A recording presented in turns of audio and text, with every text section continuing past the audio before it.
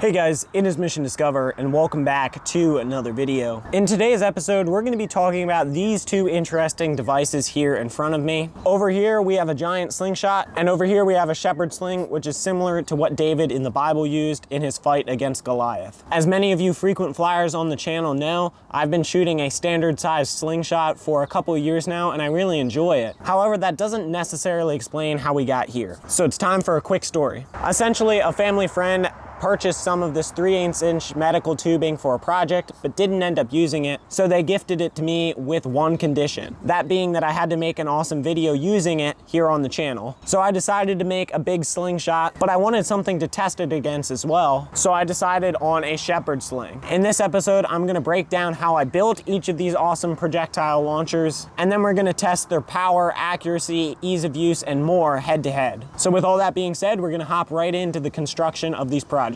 To start construction on the slingshot, my dad and I took this 3-foot long pine dowel and drilled angled holes for 2 large screw eyes to go in. During this process, we also attached a piece of an old hockey stick to use as the handle. I next made the pouch. To do this, I used a super common paracord weaving technique, which is also the same one I used to make the shepherd sling. There are many videos online on how to do this, and I have my favorite one linked below. I left long tag ends for the shepherd sling to use as the handles, and made short little loops for the slingshot pouch so I could attach it to the bands. I then tied a loop with a knot onto the slingshot pouch to use as my release. The final step in the construction process was attaching the bands. To attach it to the pouch, I simply doubled it over and looped it through the loops on the pouch. And up top, I zip tied it together not once, but twice to make sure it's super secure. After attaching the bands, this is what our final product looked like. And here's what the sling looked like. Now it's time to test them. Alrighty, I'm here at the beach. I've got both the mega slingshot and the shepherd sling here. I also had the girls at the house last night paint me up some of these rocks in some bright colors, and we're gonna do the power test. Essentially, I'm just gonna chuck them as far as I can down the beach using either the slingshot or the shepherd sling, and we're gonna measure how far they go to get a gauge of how much power these things really have. Alrighty, I'm gonna start with the slingshot. I'm not expecting this to go super far. It's more of an accuracy thing with the slingshot. That's kind of what it's designed to do. And I have a distance measuring app on my phone. I'm gonna click where I started, walk to there, and click where I stop and see what the approximate distance is. I have a couple different sizes of rocks. We're starting with the smaller one, which is about this size, like a 3/4 of an inch in diameter. We're gonna start with that one and then work our way up in size.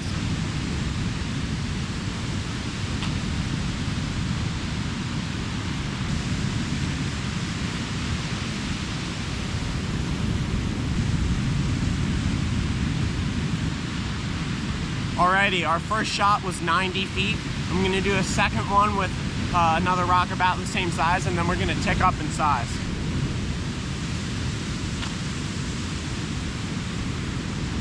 That one wasn't near as far, so our best shot with one of the smaller rocks is 90 feet. Now we're gonna use these rocks. They're about an inch in diameter.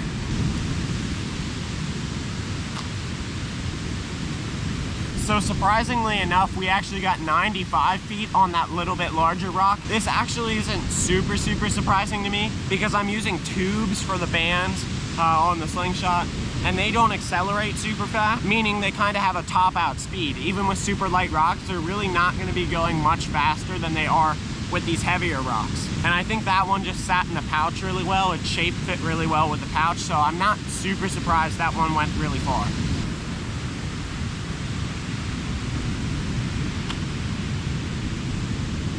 Same sort of thing, that one just fit really well into the pouch. We got our new high score. That was 34.64 meters or 113 feet. I'm gonna move on to the little bit bigger rocks. These ones are about an 1.5 inches in diameter, and that's about where we're gonna top out for this test, just because after that they have a hard time fitting in the pouch.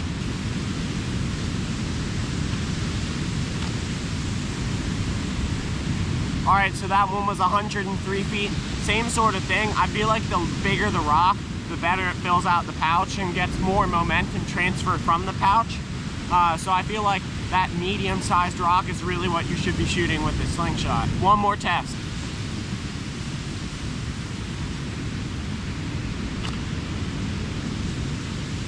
All right, we had 90 feet on that one. So as I mentioned a minute ago, I really think it doesn't totally matter what size rock in the just under 1 inch to just over 1 inch range. If you shoot a rock in that range, it's gonna go somewhere from 90 to 120 feet. Because it uses those tubes, they have like a top out velocity. They'll only go to this speed.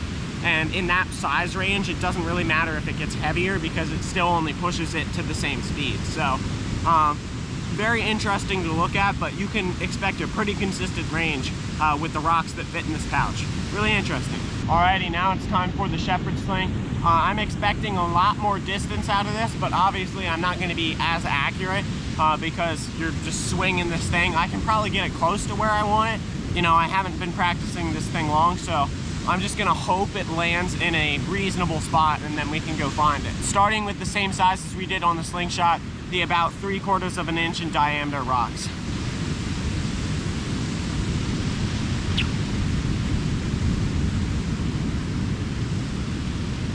That one slipped out of the pouch on the windup. Let's try it again.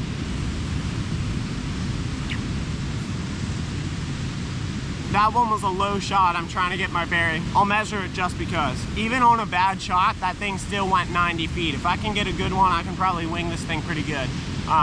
As I said, I've only been practicing this for a little while, so I don't have it like muscle memory yet. I just got to get the motion back in my head so that I can start ripping these things. That one was good. 119 feet on that one. I'm gonna try one more. I think I can get a little bit better.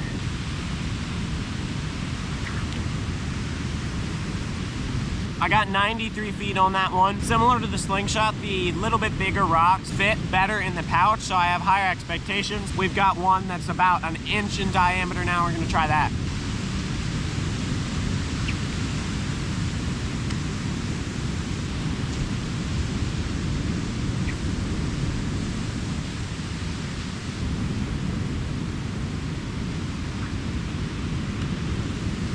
All right, I had 139 feet on that one. I'm not very happy with that, to be honest, because I had one about that size go 216 yesterday. That one's so round, it actually rolled out of the pouch. That's something to consider. As much as you want the round ones for aerodynamics, it may roll out of the pouch if you're slinging on a little bit smaller pouch and it's super round, so be aware of that.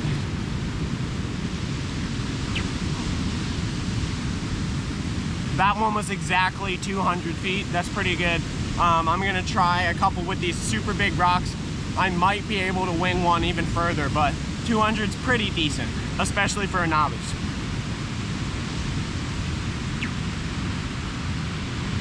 All right, well that big one's rolling out of the pouch again. I really should have made a little bit deeper cup when I made this pouch, but that's something to consider in my future slinging endeavors. So I'm actually not gonna test the real big one. I'm gonna go back down to about 1 inch in diameter. This one's pretty jagged, so I have some hope that it'll stay in the pouch a little bit better since it has kind of some corners to keep it in place.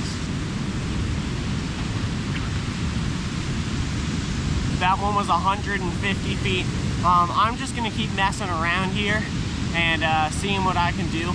All these projectiles that I grabbed for this test are super round, and the cup or the pocket on this sling, if you will, is super shallow. But in the meantime, I'm just gonna keep working on it and see if I can get one a little bit further. But 200's pretty good to begin with, and it is way further than any of the ones we got with the Slingshot. All right, I did a little adjustment to the pouch, so I made it a little bit deeper, so hopefully these projectiles can stay in. Now I'm gonna do a couple random shots, just see if I can get one that's more than 200 feet.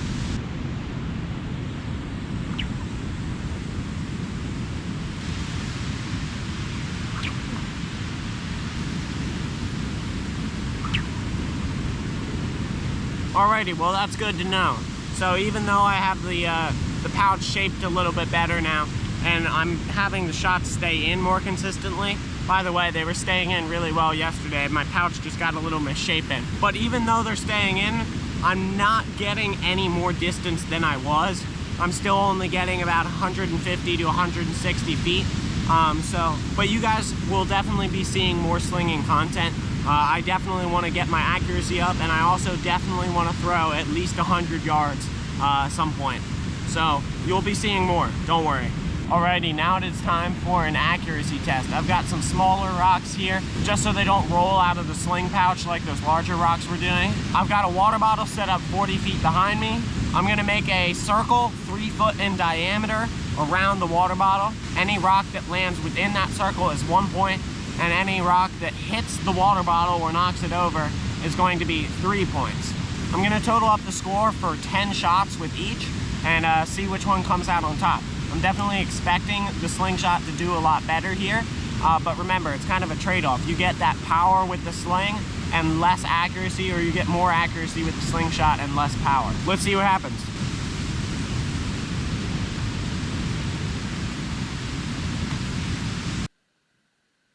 The initial hit for that one was not in the circle, so it does not count.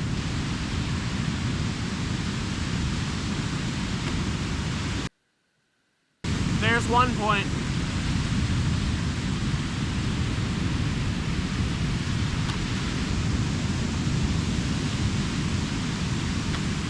Two points. 3 points. 4 points. That was a misfire, but it counts, so no point. 5 points. Last shot. There we go, 7 points. So by no means is this anywhere as accurate as a normal Slingshot, but you can kind of get close to what you're shooting with some consistency. Time for the sling.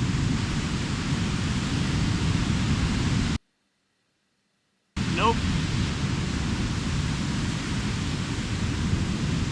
Had a misfire, but yet again, it still counts. Just over top, but still no. Too low on that one. I might not be the best person to show this, but it's definitely a lot harder to be accurate. Close, but through 5 shots, we're still at 0. That one was off to the left. 6 shots, still at 0. Hit again, close. 7 shots, still at 0.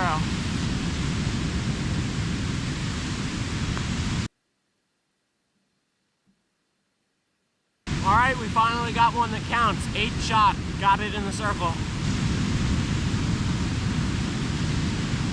Too low on shot 9. Nada. So as I expected, it was really tough to be accurate with this, especially at such a short range. That's really where the Slingshot is vastly superior. If you're shooting kind of close to your target and you really want to hit the thing, then you're going to want to go for the Slingshot. If you're just chucking it long range and maybe you don't have like a super specific target, then the sling is definitely going to be your friend. And obviously I am a novice at the sling. There's definitely people who could be pretty accurate doing what I'm doing, but there's also people who are way better at Slingshot than me. I think generically the Slingshot is definitely going to be more accurate. With all our testing completed, I have a few final thoughts on each of these that I do want to share with you. First off, if you decide to do either of these DIY projectile launching projects, you're going to have fun. Whether you invest your time in the Slingshot or the sling, it doesn't really matter. They're both fun, and I had an awesome time doing this testing and making this video. However, there are a few considerations. As we've already mentioned, this is more accurate and less powerful, and this is way more powerful, but takes a lot more effort to get accurate at. The Slingshot is super simple to use. Just pull it back, point it at what you want to hit, and let go. And it works for pretty much anyone, but you definitely have some learning to do if you want to get good with this. Another thing to consider is the price to make each of these. I spent about $14 on the piece of wood. Getting something to make the handle, like the hockey stick, would probably cost you another $8 to $10. The hardware was about $8 worth. And then you need to buy the bands and some zip ties as well. And don't forget about the paracord to make the pouch. Depending on the specifics, this will run you anywhere between $40 and $60, which is not super expensive, but it's also not cheap. The sling, on the other hand, is merely dollars worth of paracord to make the entire setup. This is also not portable, and this is. Ultimately, I will continue to use both. As I said, they're super fun, but this is way more portable and will probably get more usage because of how easy it is to take places. And this is only something I'll pull out occasionally. I do have some super fun plans to shoot some people with water balloons with it, so that should be fun. But ultimately, this will probably be used a little bit more. With all those considerations out of the way, I'm gonna wrap up this video by showing two super cool slow-mo shots I got to show the speed, power, and mechanics of each of these projectile launching setups. First, I'm gonna be using the Mega Slingshot to shoot one of those black walnuts, which I've processed in previous videos, at the ground and split it open. And then I have a super cool shot of me chucking a rock straight out into the ocean while at the beach with the sling. As I'm rolling these shots and this video comes to a close, I do want to thank you guys for watching today. I always appreciate the support. Hopefully you guys enjoyed this video and possibly even learned something from it. If you did, make sure to hit the like button and possibly think about subscribing if you haven't, because I've got more informational and educational outdoor style content like this coming your way real soon. God bless, and I'll see you next time.